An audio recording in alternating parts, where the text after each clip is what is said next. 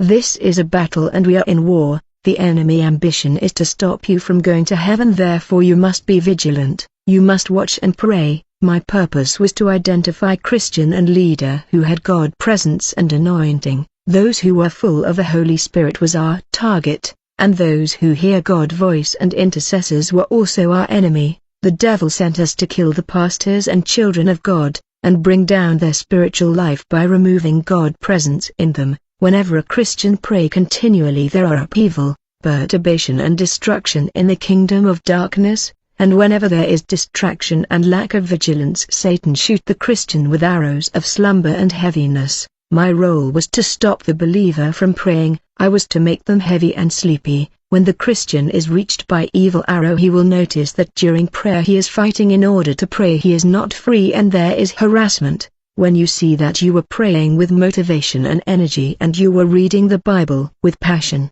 but at a certain point you are fighting and struggling prayer and you can't read the Bible, it is highly likely that you are under manipulation. You must exercise authority and destroy witchcraft and enchantment. The truth is that when a Christian pray, he stop the devil from working. A praying believer is unacceptable for the devil. Every night at midnight when we flew in space to hunt praise and kill innocent, whenever a Christian pray at that time, the whole sky was illuminated by his prayer rising to the sky. We were unable to pass in that sector in the sky that is illuminated by prayer and God presence. That is why when you want to pray you need concentration and trust that you are talking to your Father. You should not be asking whether God is favorable to you or not, like a woman who was praying and doubting and asking question, and the devil began to accuse her, saying, Lord, look at your servant, she has no trust in you, she is doubting. Sin is what destroys prayer. Conflict and anger in your heart block your prayer. You cannot come to God's presence with sin, with bitterness and grudge. You must confess sincerely before you pray. You cannot be angry against your wife and stand in God's presence in prayer. Seek peace first, then you can come to the presence of God. I worked in this area of prayer. I wanted to stop prayer of the saints from rising. A mother who was a believer was seeking God in prayer, but she had wicked heart because she does not share, and the devil was accusing her every time she stood in God's presence to pray. She was praying a lot, but her prayer was not rising because of sin of selfishness. All the time she prayed, the devil opened where it is written, you must share with the brother what you have. We stopped the prayer of this woman from rising and it was blocked.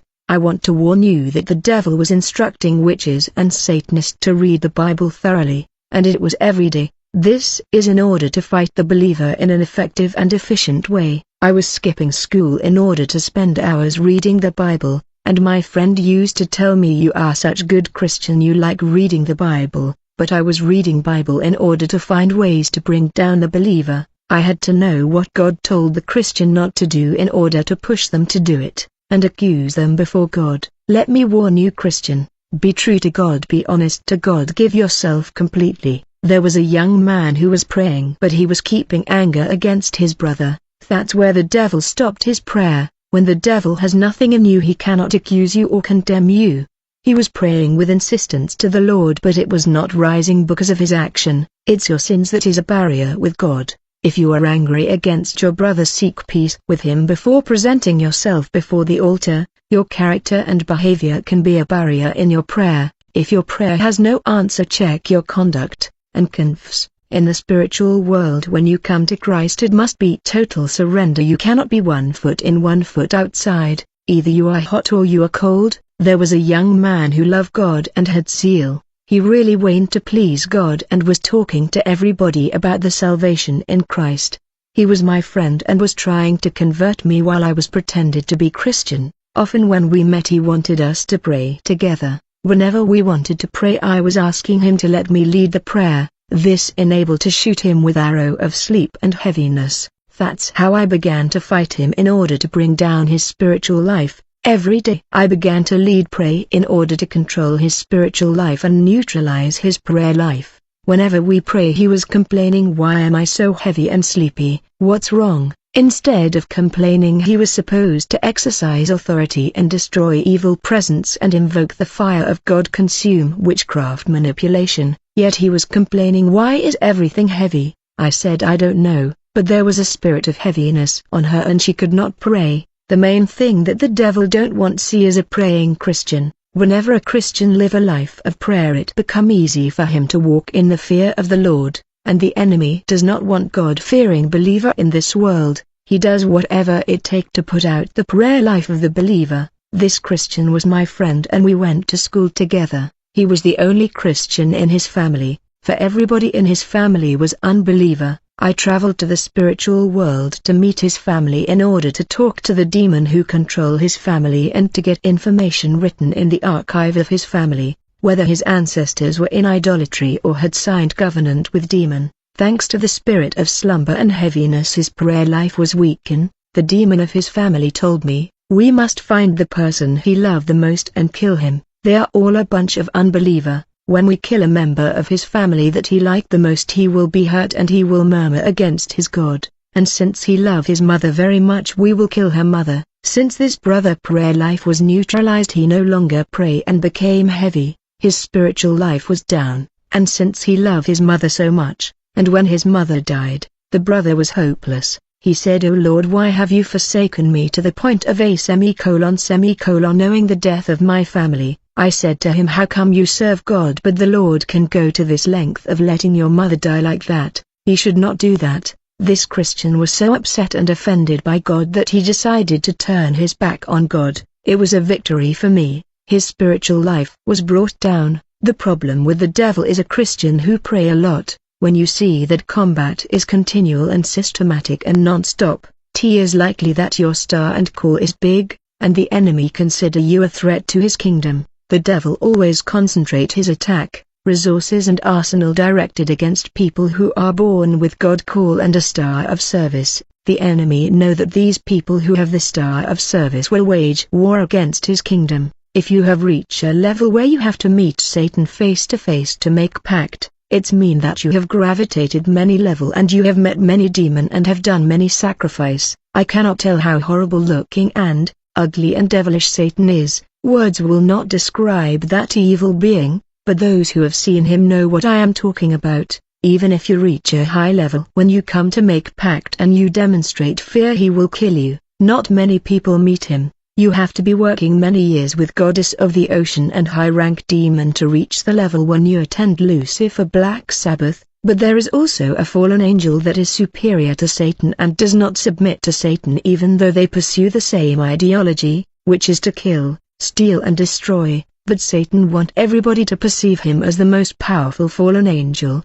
He is however the most cunning of all. Those who make pact with Satan cannot come out of occultism. They cannot back off from in their commitment that they made. The devil know that they will expose him if they come out of Satanism. It's by God's grace and intervention that a Satanist is able to leave Satan. When you are in Satanism you don't have a choice and it's the devil who take control of your life and decide. You do whatever you are told and you kill when you are told to kill even if you don't want, for you have no choice, for when you fail to keep the law it's death. There is no such vocabulary as mercy in the devil dictionary. You cannot discuss and debate, you have to accept whatever you are told, meaning these famous and wealthy people you see in the world suffer in silence and they are stuck. They have no choice, they cannot come out of these practices. The devil is wicked. When you come to him you cannot leave him, otherwise you die. Satan is heartless and cold-blooded. There was a young man that came from a poor family. His friend sold his soul to the devil and became rich.